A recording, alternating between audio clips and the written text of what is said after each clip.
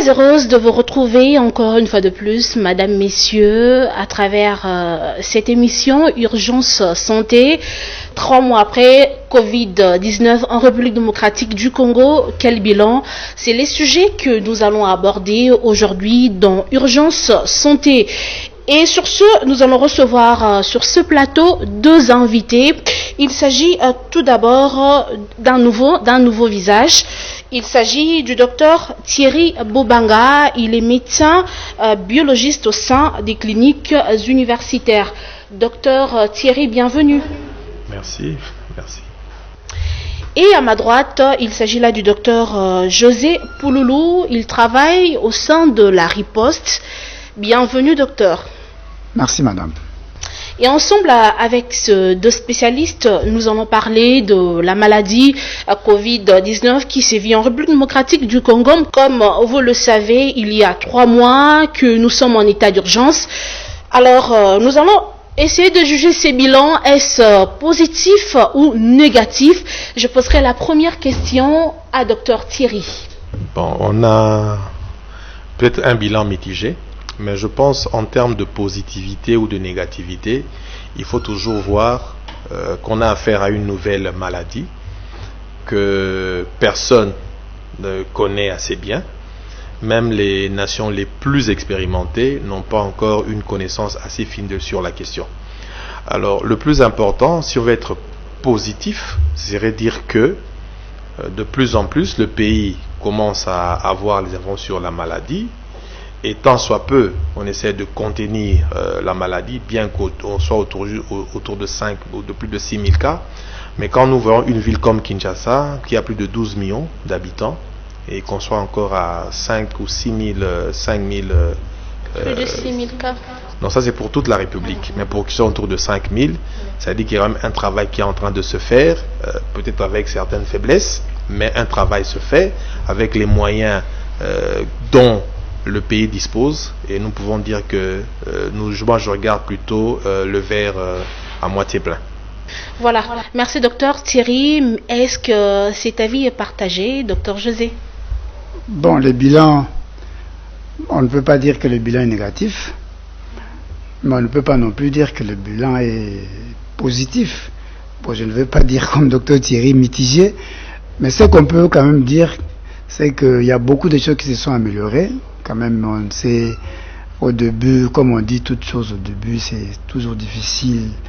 Mais avec le temps, je me rappelle quand la maladie avait commencé, beaucoup de gens craignaient, comme l'a dit Dr Thierry, beaucoup de gens craignaient avec tout ce qu'on a comme densité de la population à Kinshasa, une population à près de 12 millions d'habitants, comme un pays.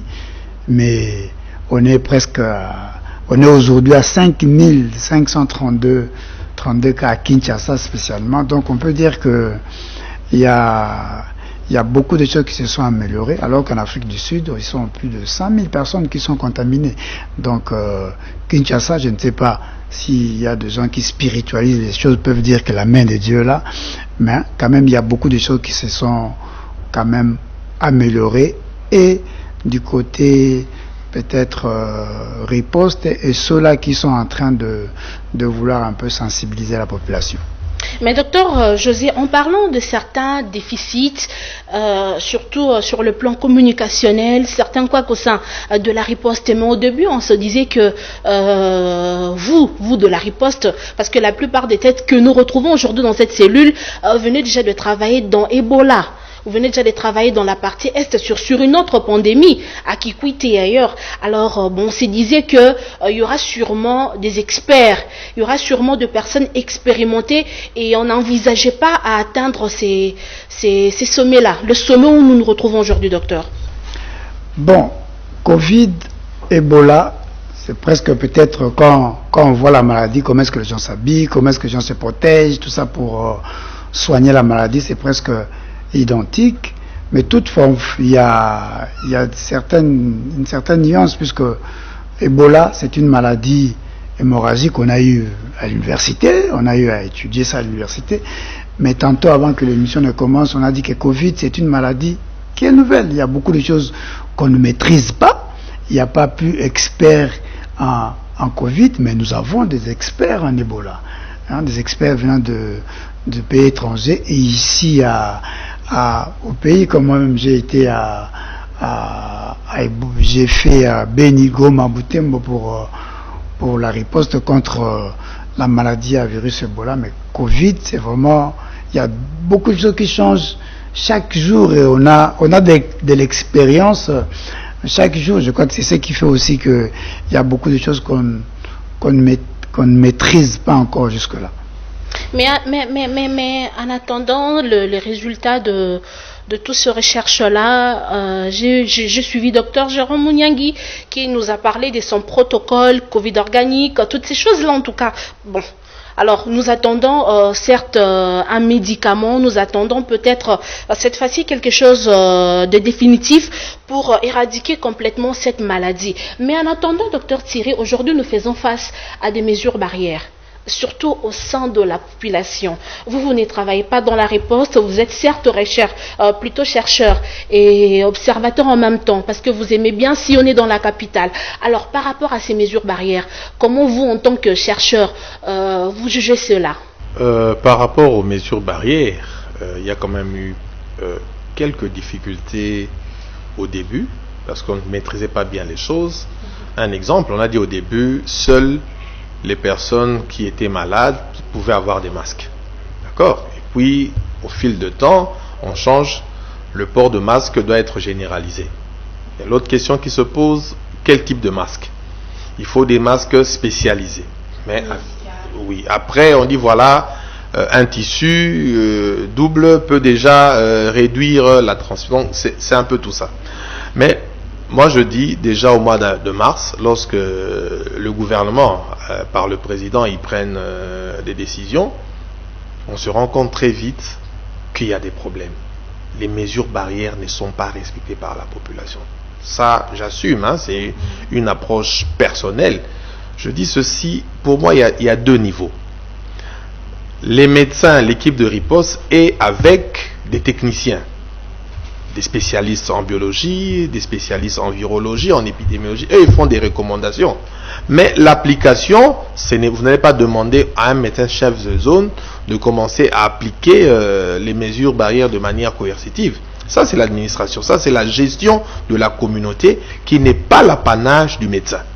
Et moi, je pense quelque part, je l'assume, c'est ça la grande faiblesse qu'on a au niveau de la riposte.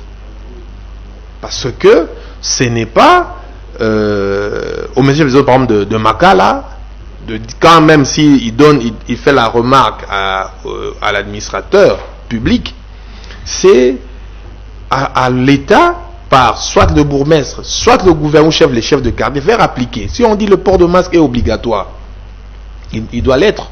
Mais sur terrain, les hommes en uniforme ont été chargés de faire respecter ces mesures-là, surtout le port de masque, où l'amende revient à 5 000 francs. Mais ça, c'est comme je dis, et docteur, je ne me contredira pas. Généralement, une épidémie n'est pas déclarée par l'autorité sanitaire, c'est l'autorité politique. Donc, on passe du sanitaire au politique. Donc, c'est l'autorité politique qui gère l'épidémie. Bien sûr, avec les conseils du personnel sanitaire ou scientifique ou technique. Donc, déjà, le premier niveau, c'est le bourgmestre. Donc, lorsque le président a pris des mesures, le gouverneur a relayé. C'est maintenant au bourgmestre dans l'application, dans l'opérationnalisation des activités.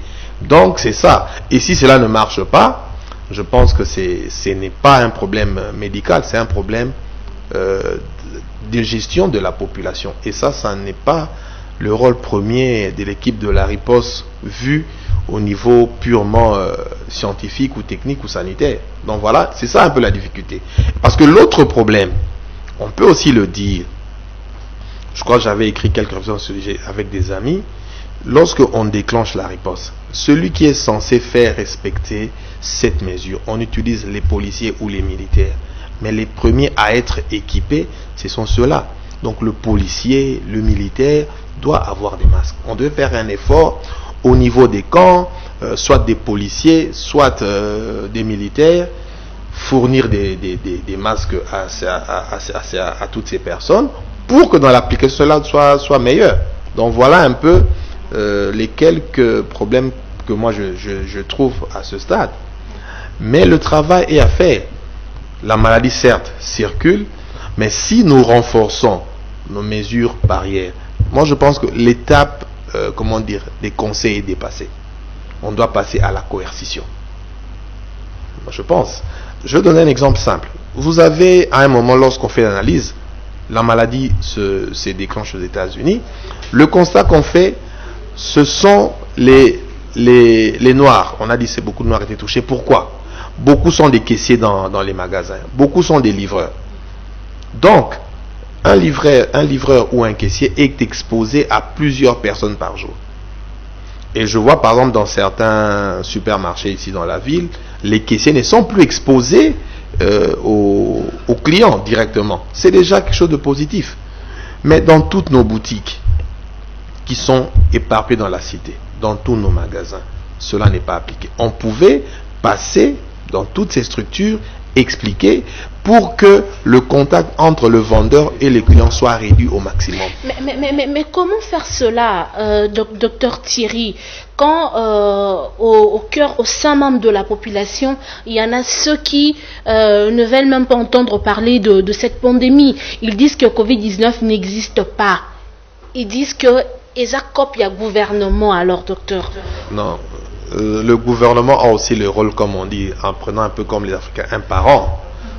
Lorsque tu as une vision pour ton fils ou pour ta fille, tu imposes certaines choses.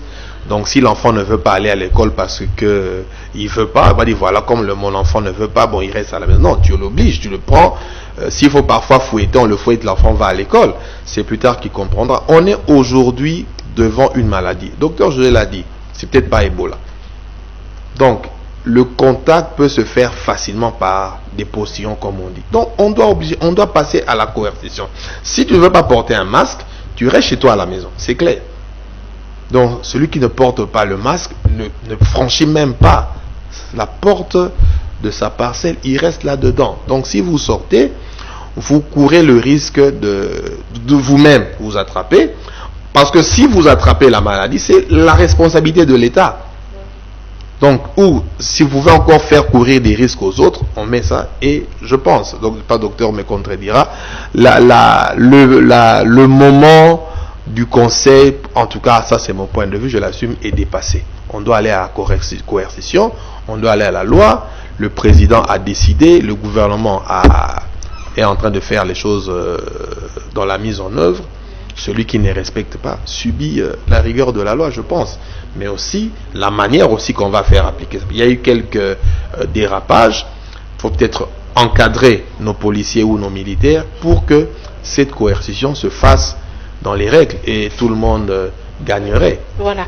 Merci beaucoup, docteur Thierry Abobanga. Docteur José Pouloulou, entendre docteur Thierry, c'est comme si il nous proposait une autre forme de communication sur terrain pour faire respecter les mesures barrières.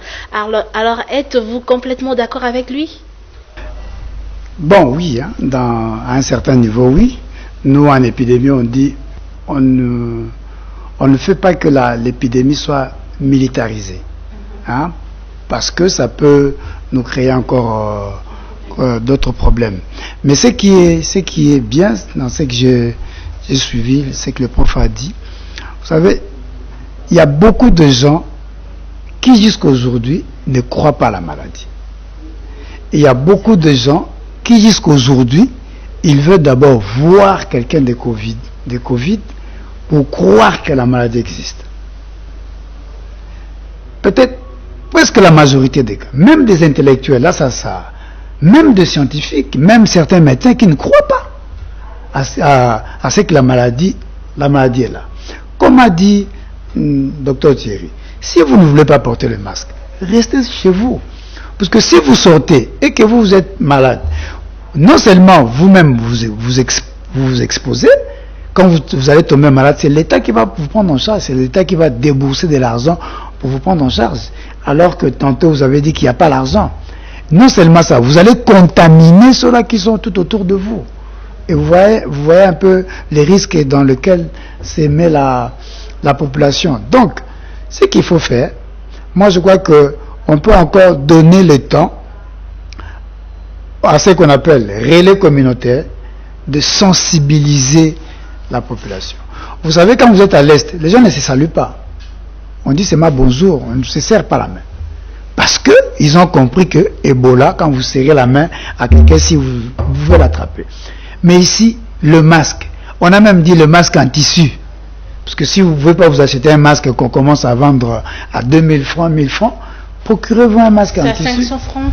Un masque en tissu et protégez les autres si vous ne voulez pas. Restez chez vous à la maison. Et je me dis, lundi, on a dit qu'on va déconfiner la ville. Je crois qu'il y aura un engouement terrible, même si le grand marché ne sera pas fonctionnel, mais les barrières ne seront plus comme ça est maintenant. Dans le checkpoint, on va peut-être alléger certaines choses. Et je me dis, puisque la grande thérapie pour cette maladie, c'est la prévention. Il n'y a pas un traitement qui sauve de Covid jusque-là. C'est la prévention. Ce qu'on a adopté comme traitement, c'est ce qu'on appelle traitement conventionnel. Donc, les gens se sont dit, par convention, on adopte tel médicament. Mais il n'y a pas un traitement curatif contre la maladie. De la grande chose qu'on doit faire, c'est la prévention. Prévention, c'est respecter les simples gestes barrières. Le simple.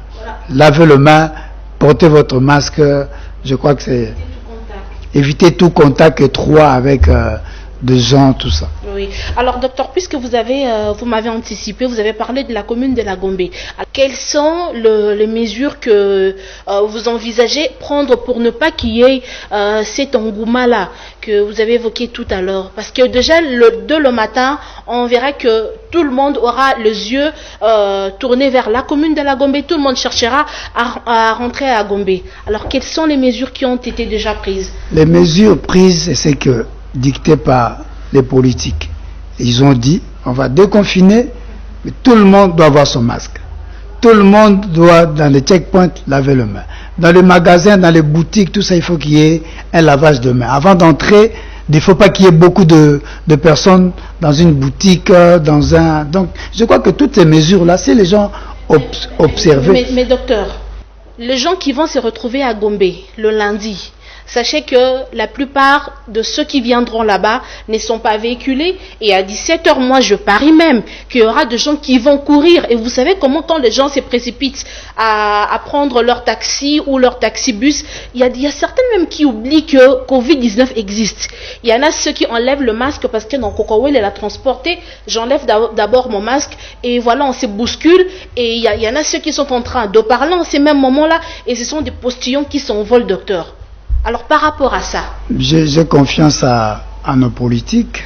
Vraiment, j'ai confiance. Je crois que s'il y a eu de certaines choses qui n'ont pas été respectées pendant le confinement, c'est vrai que quand on va déconfiner, nous allons voir comment est-ce que nos politiques vont agir quant à ça. Docteur Thierry Bobanga, déconfinement de la commune de la Gombe.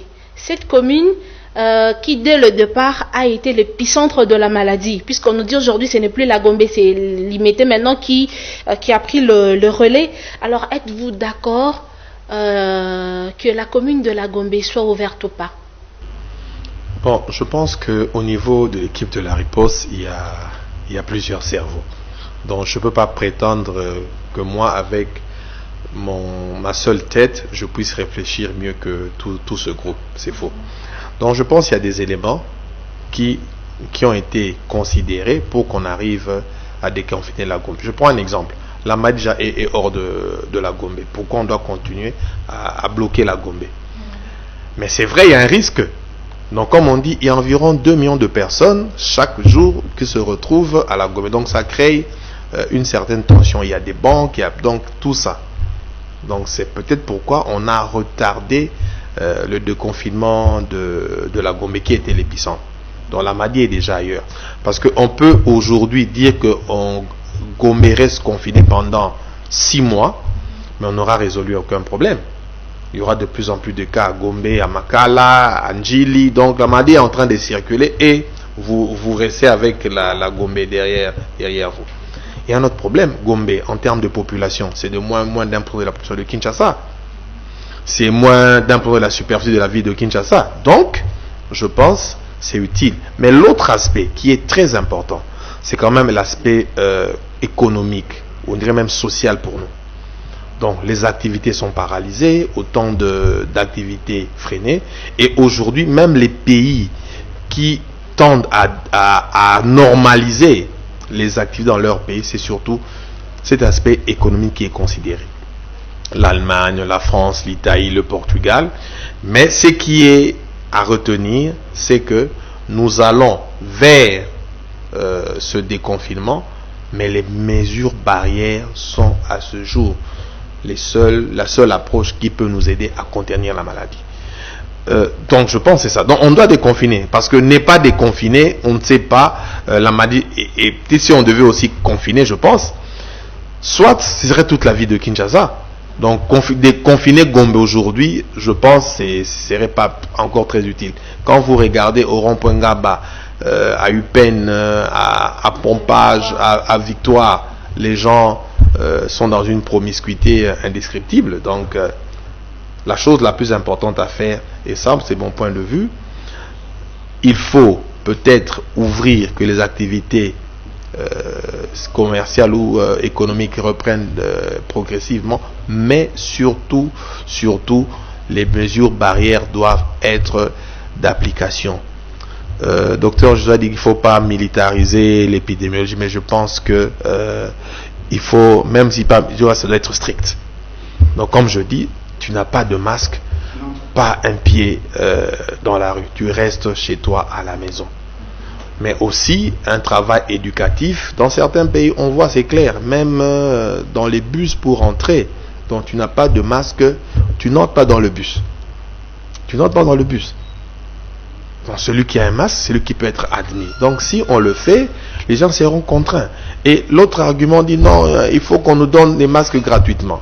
Je me dis toujours, est-ce qu'on nous distribue les chemises ou les cinglés ou les chaussures gratuitement? On ne le fait pas. Même les pays les mieux équipés que nous, énorme difficulté pour acquérir les masques.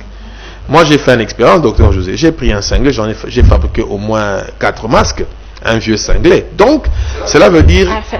Fallait nous apporter ces masques. Non, comme on dit, une société doit montrer qu'il est une société dans les moments les plus difficiles. Donc, aujourd'hui, la maladie touche pratiquement toutes les nations. C'est difficile que nous ayons une aide conséquente par rapport à nos problèmes. Et avec les moyens locaux, nous pouvons commencer à imaginer une vieille chemise, un vieux cinglé, on coupe, on fabrique, on met devant la bouche et on circule. Donc, je pense que c'est déjà cela. C'est déjà cela. Hein? Voilà. Merci beaucoup, docteur Thierry Bobanga. Je rappelle que vous êtes chercheur, vous êtes professeur aussi. Hein. Faut pas que je m'habitue toujours à vous appeler docteur. Vous êtes aussi professeur, vous êtes biologiste, vous êtes chercheur. Vous avez travaillé avec chikungunya quand la maladie a apparu ici. Ici à Kinshasa, bien que c'était pas tellement grave, mais vous avez effectué quelques recherches sur ça. Mais aujourd'hui, docteur José Pouloulou, il y a certains spécialistes qui nous parlent de porteurs asymptomatiques, qui justifient d'ailleurs la présence de toutes ces personnes qui fréquentent les milieux publics, qui ne se protègent pas, mais qui curieusement ne tombent pas malades aussi, mais quand on le dépiste, il se retrouve avec le virus dans le corps. Alors, comment expliquez-vous cela, les porteurs asymptomatiques? Apparemment, il y en a trop ici à Kinshasa. Ce qu'il faut savoir avec Covid, c'est que 80% de ceux-là qui font la maladie sont asymptomatiques. Ils ne présentent aucun signe. Mais il est malade, il est Covid. Il est positif, s'il va faire il fait l'examen, il est positif, mais il n'a aucun signe. C'est dans le 20% où nous voyons que 5% de ces 20% font de forme sévère ou critique et les 15% de forme modérée. Cela est dû à quoi? Cela est dû à quoi? Parce que la plupart de ceux-là qui sont des critiques, ils ont des comorbidités. Quand je parle de comorbidité, c'est-à-dire ils ont une autre maladie en dehors de Covid. Ils sont hypertendus, ils sont diabétiques, ils sont de personnes vivant avec le VIH, ils ils sont peut-être asthmatiques, ils ont une grossesse, il est tuberculeux.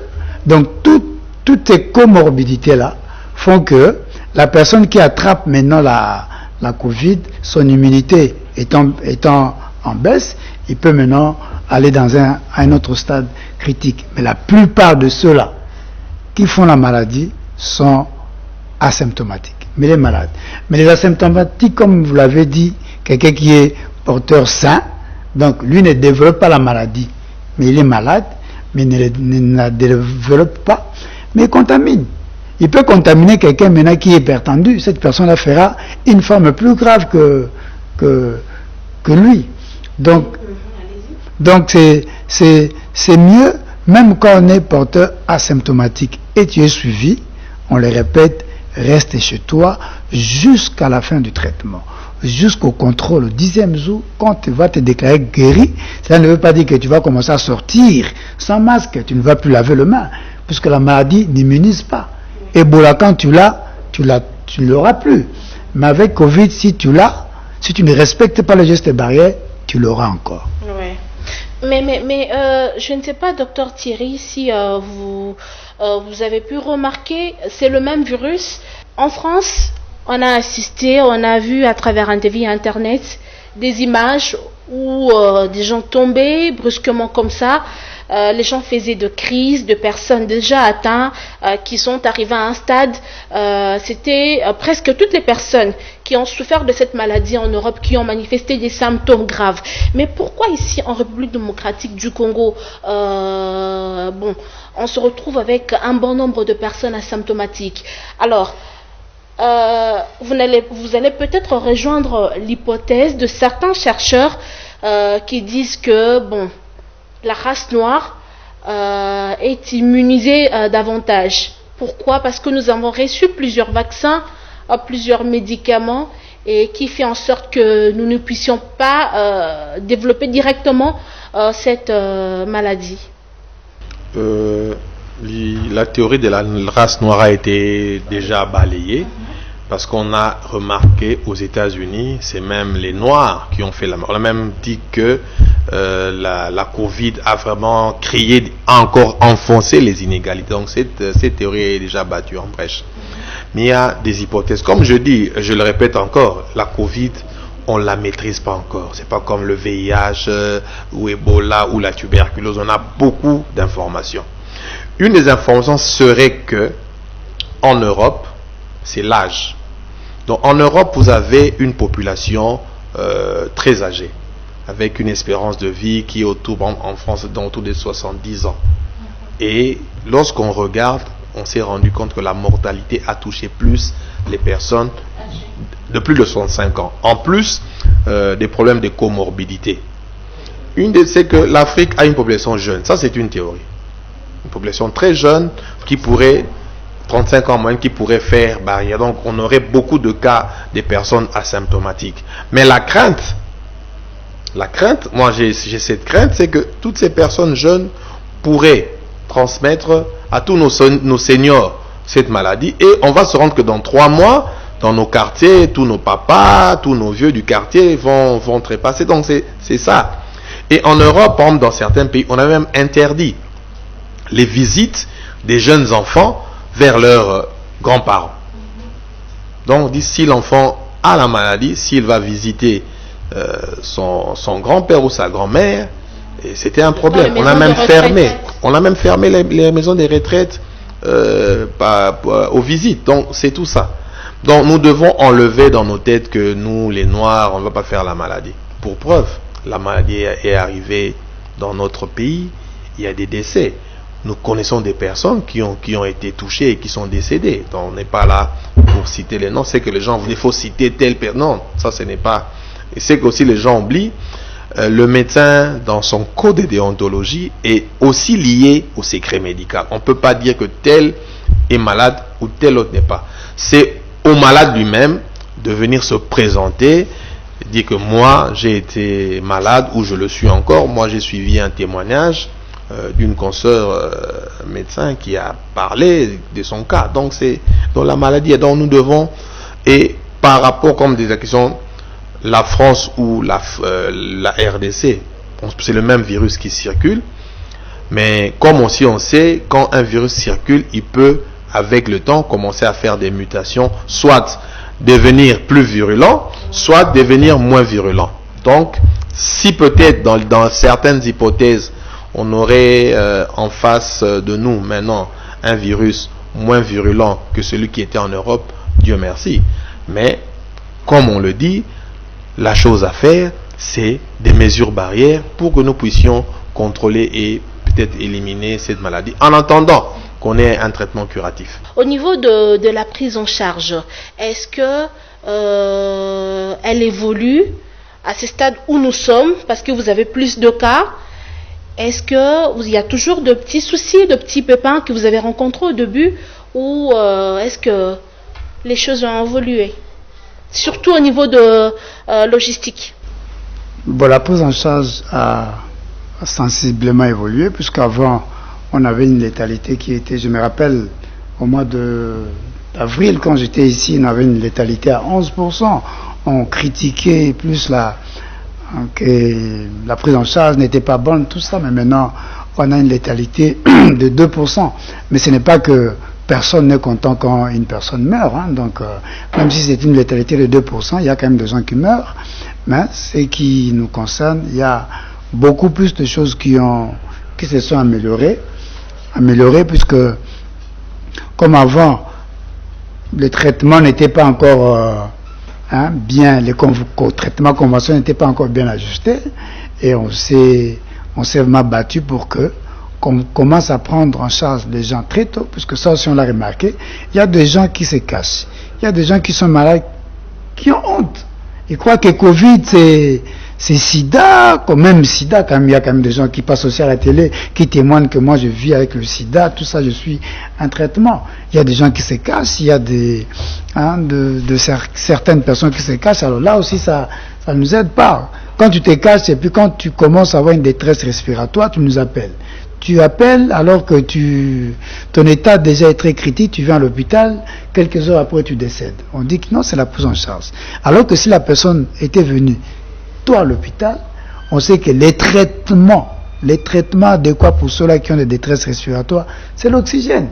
On doit donner de l'oxygène à ces gens-là. Et gloire à Dieu, puisque l'oxygène est même fabriqué ici, chez nous à Kinshasa. Mais quand vous arrivez en retard, même si on devait vous donner de l'oxygène, quand on fait un scanner, on voit que tous tes poumons sont presque en lambeaux. Là, on ne sait plus rien faire. Donc, on encourage les gens. Quand vous vous sentez pas bien, venez à l'hôpital, on va vous prendre en charge très tôt, et généralement, ces gens guérissent. Donc, il y a de petits problèmes, comme dans toute prise en charge, de problèmes ne manquent pas, et on s'efforce pour que chaque jour qui passe, que nous puissions vraiment nous améliorer.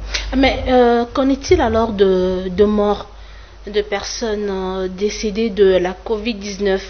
Parce que vous le savez si bien à la cité, il y a toujours cette incompréhension, il y a toujours cette désinformation. Il y a des gens qui disent que vous achetez les cadavres, on vend les cadavres. Quelqu'un qui a souffert de la malaria à la maison, on l'amène à l'hôpital, et du coup on dit que bon, c'est la Covid-19, et bon, ils ont acheté le cadavre à leur docteur. Veuillez éclaircir ce point-là. Je crois que je vous avais donné une vidéo. Vous avez envoyé une vidéo sur soi-disant vente de cadavres. Et avant l'émission ici, on blaguait, on disait que vous n'êtes pas payé. Comment est-ce que quelqu'un qui n'est pas payé doit débourser $5,000 pour aller acheter un cadavre? La société doit savoir que en cas d'épidémie, tout décès communautaire est suspect. Et quand quelqu'un décède dans la communauté, on doit appeler les experts de l'INRB pour venir prélever sur cette personne-là. Or, votre papa était peut-être à l'hôpital ou dans un centre de santé, ou peut-être il était à la maison, il avait il a fait soi-disant un AVC. C'est ce que vous avez retenu. Mais on doit prélever sur cette personne-là, puisqu'il est décédé chez lui à la maison. On doit prélever en dehors 48 heures, puisque dépasser 48 heures, inutile. Il est biologiste et peut mieux le dire que moi. Donc, dépasser 48 heures, on ne peut pas prélever puisque tout ce qu'il y a comme virus il est déjà presque parti. Alors, quand on prélève, quand les résultats reviennent, vous avez déjà peut-être enterré votre papa ou votre maman. Mais les résultats, quand ça revient, ça sort positif. Vous allez dire quoi? C'est des mensonges. Alors que nous savons que tout décès communautaire, c'est un suspect et peut-être il était aussi atteint de la Covid, mais la personne s'ignorait. Oui, mais docteur, moi j'aimerais que vous puissiez me faire une petite faveur. Répétez ceci en lingala pour permettre à tout le monde de bien assimiler. C'est vraiment important, docteur. Parce qu'à la cité, ça se dit tout haut que vous achetez le cadavre. Bosombaka bibembe abatu. Dans ce qui moutabeli na kosu aye na hôpital, bino batu ya riposte. Bozara la pourcentage na bino. Dans ce qui moutakufi, bozo bopesi famille 5 000, ceux qui $2,000. Après bozo ye bembe, bosali na ngoni na ebiti docteur. Toni ko baboye que biso baminganga otoza liboso ya population pona kosunga bango eza lolenga malamu te avec ono toyokola comme code ya déontologie okende kosomba ebembe mais bato fo bayeba eke na riposte basomba ebembe te mais mutu nyonso azokufa sikoyo ndenge toza sikoyo soki mutu akufi ata na malaria ata na diabète ata na hypertension mutu wana ntango bazwani na morgue to bayingi kokoti na morgue il faut considérer comme étant un cas suspect parce que toyebi te est-ce qu'abelaki malade to be malade puisque faut basala soki kazaki malade faut basala o babengaka enterrement digne et sécurisé EDS de bazwi mutu bakoti na kati ya sac mortuaire po basimba su nzoto na te pour mpona koevite contamination mpona bato mosusu sikoyo bato basala ndeni ntango moto akufi na communauté ntango baye na ye omonake meme bamorgue sikoyo so moto akufi bazokoboya bakota banzoto ya moyi na kati ya morgue bazolinga d'abord bato ya baexpert ya INRB baya baprélevé et puis moto atema toyebi te so akufa na nini batie na sac mortuaire et puis bazolingaka soki baretourne le bimite bosala nini bokunda nanu te bozela baresultat mais tant que baresultat ekobima bato babi oh te biso ndeko na biso abelaka ne diabète biso ndeko na biso abelaka ne tension c'est que malade oyo bakoseli ye or INRB akose la malade ya motu ndenge ni puisque INRB ntango azwaka baéchantillon ayebaka te oyo eza kingandi oyo eza ya Jean oyo eza ya Pierre oyo eza ya André puisque eza codifié il y a côté na machine et sali bani na biologiste azana oyebisa biso ndenge basalaka